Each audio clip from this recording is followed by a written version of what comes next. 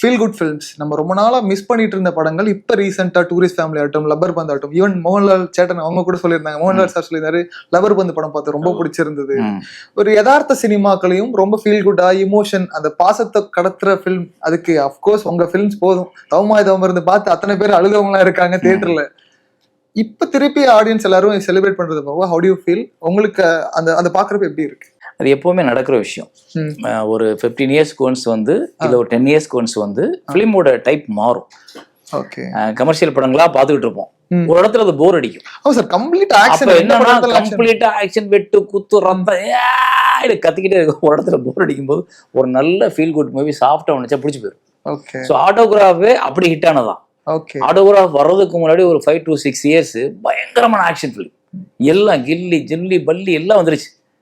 அப்ப என்னாச்சு, ஆடியன்ஸுக்கு ஒரு ஒரு மாதிரி டிசைட் ஆயிடுவாங்க. அப்ப அவங்களுக்கு ஒரு ஃபீல் குட் மூவி பிடிக்கும். அப்புறம் கொஞ்ச நாள் அந்த ஃபீல் குட் மூவியா போகும். ஸோ இது வந்து ஒரு மக்களோட ரசனை மாற்றம் தான். ஓகே, அது இயக்குனரோட பொறுப்பும் கூட. கதைகள் அப்பப்போ இந்த மாதிரி கொடுக்கணும், இல்ல ப்ரொடியூசர் இந்த மாதிரி. நீங்க நல்ல கமர்ஷியல் படங்கள் ஓடிட்டே இருக்கும்போது என்ன ஃபீல் குட் மூவி கொடுத்தாலும் ஓடாது. ஓகே, இந்த கடந்த 10 வருஷத்துல நிறைய நல்ல படம்லாம் காணாம போயிருக்கு இல்ல. இப்ப திடீர்னு அவனுக்கு போர் அடிக்கும் போது டக்குன்னு டூரிஸ்ட் ஃபேமிலி, லப்பர் பந்து, இதெல்லாம் குடும்பஸ்தன், இதெல்லாம் அடையாளம் கேட்டான். ட்ரூ. ஆனா இதுக்கு முன்னாடியே தேர்னு ஒரு படம் வந்துச்சு, கொட்டுக்கால்னு ஒரு படம் வந்துச்சு, நிறைய நல்ல படங்கள் வந்துச்சு, அது போகல. சோ அதை நீங்க வந்து ஜட்ஜ் பண்ண முடியாது. சீசன் மறுத்தாது.